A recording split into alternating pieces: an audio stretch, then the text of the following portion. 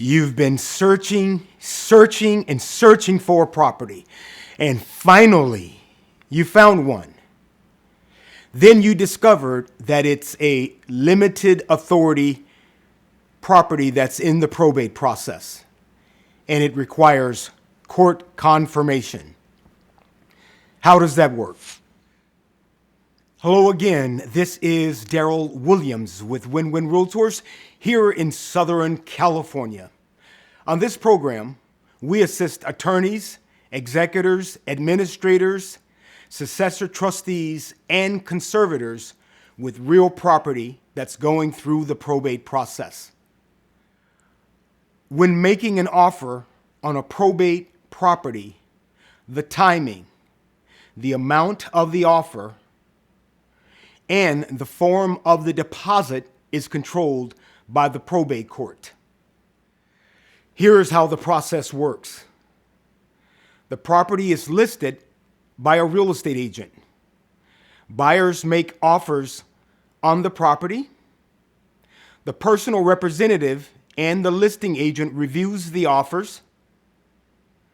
The personal representative accepts an offer, informs the attorney, and then the attorney files a petition to the court for confirmation of the sale.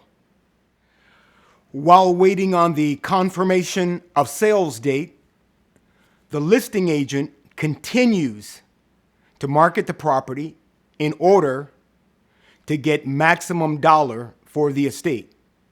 They're going to market that property for overbids on the property on the date of the confirmation sale. All overbidders must show up at the confirmation hearing in order to be able to bid on the property. The minimum first bid is set by statute in the probate code.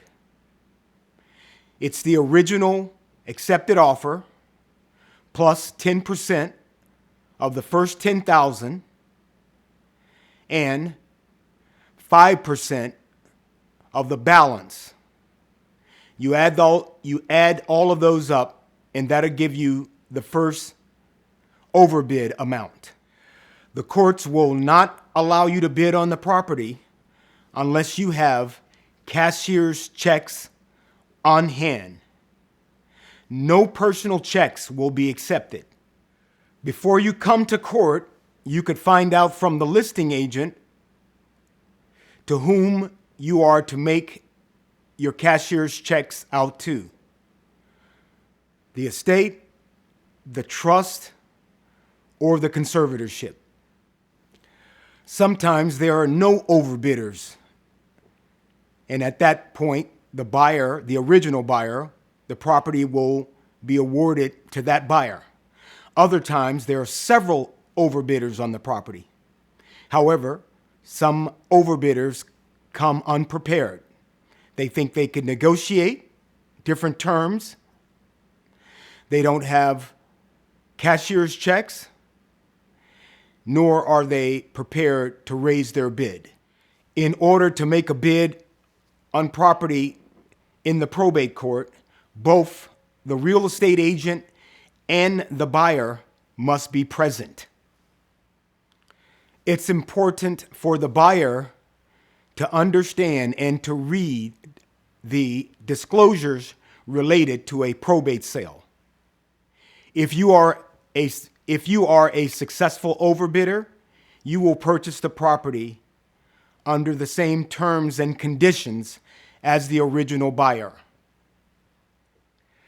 You as the buyer need to understand that in a probate sale, there are usually no contingencies. So you would need to have already secured a loan prior to making bids on the probate property. There it is, the general idea on how to make an overbid on a probate property here in the state of California. The most important thing is if you are bidding on probate properties that are subject to court confirmation, understand that you need to be prepared and ready, not only as the original buyer, but as an overbidder. Make sure you understand the terms and conditions and read all of the related disclosure documents in the probate sale. Thanks again for watching Win-Win TV.